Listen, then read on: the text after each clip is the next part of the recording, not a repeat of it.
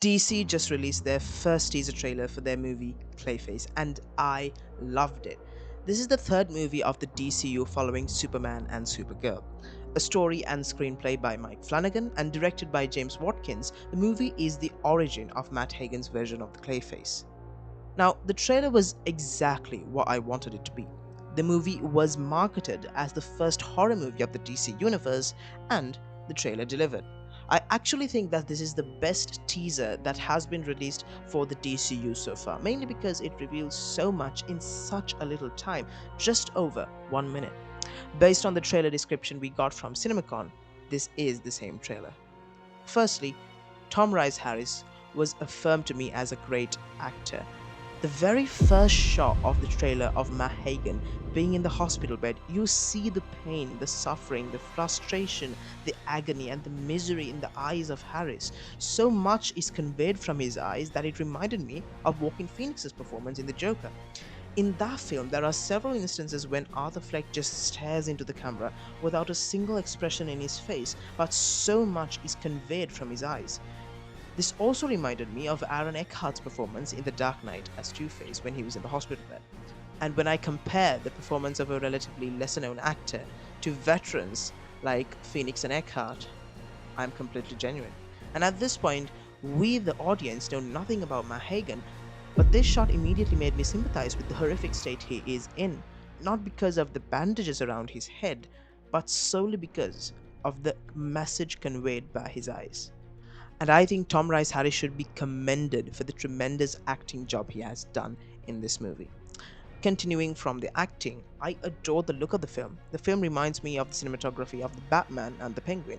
Now, I am aware that the film is produced by Matt Reeves, and it was kind of expected that the movie looks like the Batman universe, but the cinematography of the shots that we did see in the trailer is actually something to be admired and studied all the way. These shots also give us our first look at the DCU Gotham, and the look of Gotham is also exactly what I wanted it to be, by the way. And we also see the Gotham City Police Department cars that we saw in the set photos. I'm also grateful that they actually showed the Clayface powers in this trailer, because something that I feared after the Lanterns trailer is that they might not show the powers of Matt Hagen in the eventual Clayface teaser, but no, they gave me more than enough. And they are leaning heavily into the side of body horror with this. In most of the Clayface interpretations we've seen throughout the years, Clayface was never shown as a terrifying creature, excluding the Arkham games, of course. This is the first time we see the horrifying aspect of the concept of a clay monster. The shot in which Matt Hagen is in the bathtub and wiping off his entire face was masterful. So, other shots in which his face melts and even the shadow shot of him turning his arm into a weapon were good ways of showing his abilities.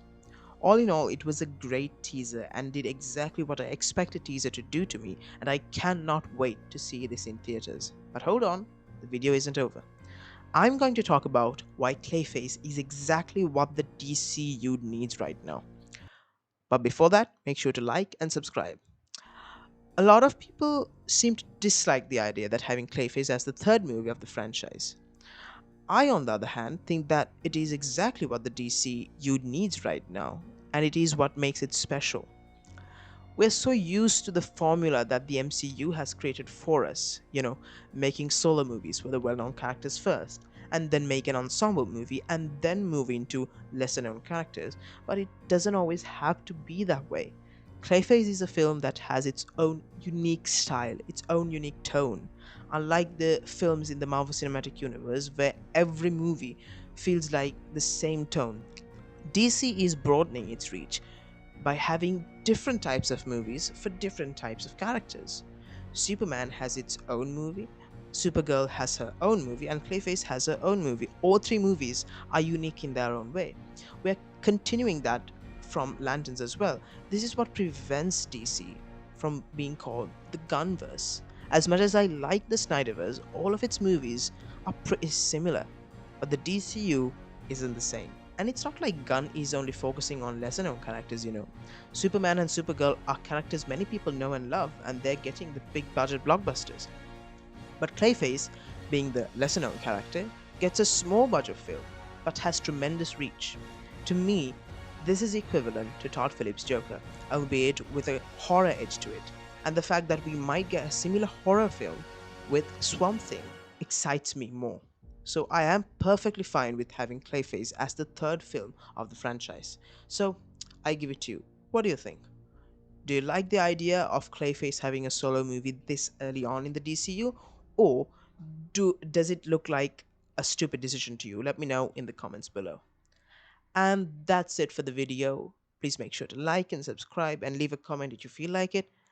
Until next time, Mr. Movie Man signing out.